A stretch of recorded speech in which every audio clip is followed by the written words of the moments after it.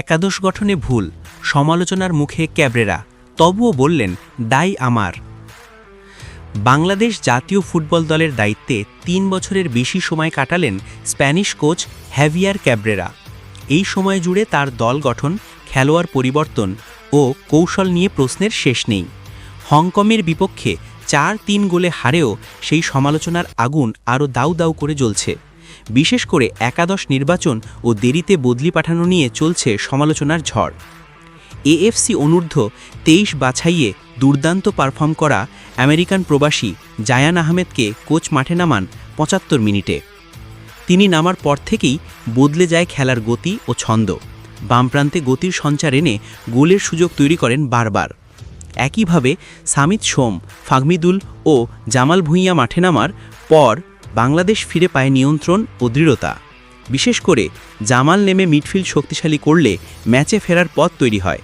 অথচ তাদের সবাইকে প্রথমার্ধে বেঞ্চে বসিয়ে রেখেছিলেন কোচ ক্যাব্রেরা।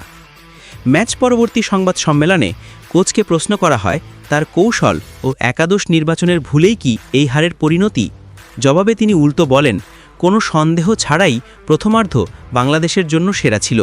আমি যতদিন বাংলাদেশে আছি এর মধ্যে এই ম্যাচের প্রথমার্ধই সবচেয়ে ভালো ছিল, ফলে লাইন আপ ঠিক ছিল। দ্বিতীয়ার্ধে প্রথম ২০-৩০ মিনিট তারা অর্থাৎ হংকং আমাদের চেয়ে ভালো খেলেছে, তবে জামাল নামার পর আমরা উন্নতি করেছি। যারা বদলি হিসেবে মাঠে নেমেছে তাদের পারফরমেন্সেও আমি সন্তুষ্ট। তবে জায়ান আহমেদকে একাদশে না রাখার কারণ হিসেবে ক্যাব্রেরা যুক্তি দেখিয়েছেন, সাদ ডুয়েলে ভালো খেলোয়াড়। এভারটন অর্থাৎ হংকংয়ের খেলোয়াড় যখন ক্লান্ত হচ্ছিল তখন জায়ানকে নামানো হয়েছে, সে ভালোই খেলেছে।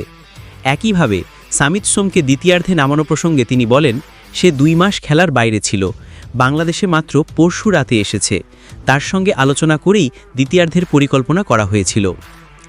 এশিয়া কাপ বাছাইয়ে ৩ ম্যাচ শেষে বাংলাদেশের পয়েন্ট মাত্র ১। ৪ দলের গ্রুপে লাল সবুজদের অবস্থান সবার নিচে। হংকং ৩ ম্যাচে ৭ পয়েন্ট নিয়ে শীর্ষে, সিঙ্গাপুর ৫ ও ভারতের ২। বাস্তবিক অর্থে এই গ্রুপ থেকে বাংলাদেশ চ্যাম্পিয়ন হয়ে এশিয়া কাপে উঠবে এমন আশা এখন প্রায় অসম্ভব। হামজা সামিতের আগমনে ৪৫ বছর পর যে নতুন স্বপ্ন জেগেছিল তা হংকং ম্যাচের পর প্রায় নিভে গেছে। এই ব্যর্থতার দায় কার? এমন প্রশ্নে কোচ ক্যাব্রেরা দায় নিলেন নিজের কাঁধে। বলেন, আমি দায় নিচ্ছি, তবে এটি শুধু আমার নয়, পুরো দলেরও। মূলত দায়টা আমার। তবু আশার আলো দেখিয়েছেন স্প্যানিশ কোচ। তিনি জানান, আমাদের সামনে হংকংয়ের বিপক্ষে আরেকটি ম্যাচ আছে, আমরা সেই ম্যাচে ৩ পয়েন্টের জন্যই যাব। হংকংয়ের বিপক্ষে শেষ মুহূর্তের নাটকীয় হারে ভেঙে পড়লেও নতুন করে ঘুরে দাঁড়ানোর প্রত্যয় দেখাতে চান কোচ ক্যাব্রেরা। এখন দেখার বিষয় সেই প্রত্যয়ের প্রতিফলন মাঠে দেখা যায় কিনা।